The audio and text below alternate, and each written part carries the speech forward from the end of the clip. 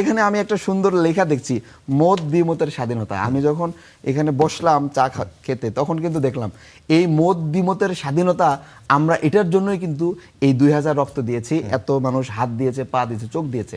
আপনি গতকালকের ঘটনাটা দেখেন, আমার একটা কথা আপনার পছন্দ না হতে পারে, আমি পলিটিক্যালি একটা ভিন্ন মত প্রকাশ করতেই পারি, তাই বলে কি আপনি একটা রাজনৈতিক সংগঠনের প্রোগ্রামে গিয়ে একটা লাঠি দিয়ে, একটা রড দিয়ে আপনি একটা ছেলের চোখকে অন্ধ করে দিবেন?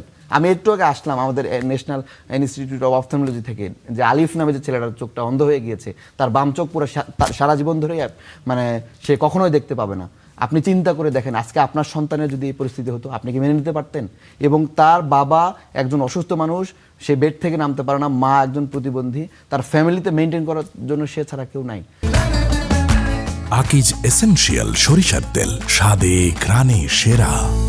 আপনারা দেখেন, এই জুলাই অভ্যুত্থানের পরবর্তীতে যারা নেতা নেত্রী ছিল, প্রত্যেকের, আমি নাম ধরলাম না, তাদেরকে অনার করে আপনি দেখেন প্রত্যেকের ছেলে বা মেয়ে বড় বড় জায়গাতে আছে, বড় বড় জায়গায় বিভিন্ন দলীয় পোস্টে বসানো হয়েছে। তাহলে আপনার ছেলে মেয়েকে আপনি আদর করে এইসব দলীয় পোস্টে বসিয়েছেন, কিন্তু আরেকটা সন্তান যে কিনা মাত্র ইন্টারমিডিয়েট সেকেন্ড ইয়ারে পড়ে, তার ভবিষ্যৎ আপনি নষ্ট করে দিলেন। এখানে স্পষ্ট দেখুন যে রড দিয়ে এই ছেলেটাকে আঘাত করেছে, সে নিজে স্ট্যাটাস দিয়ে উল্লাস প্রকাশ করছে যে এটা বাংলাদেশের পুলিশ, স্বরাষ্ট্রমন্ত্রী সবাই দেখেছে, সুশীল সমাজ প্রত্যেকে দেখেছে, কারো কোনো কথা আছে এই ছেলেকে কেন গ্রেপ্তার করা হচ্ছে না? তার মানে কি আমি আপনাকে এখন যদি মানে আঘাত করে আপনাকে এখানে ফালা দিই, আপনি কি তাহলে বিচার চাইবেন না?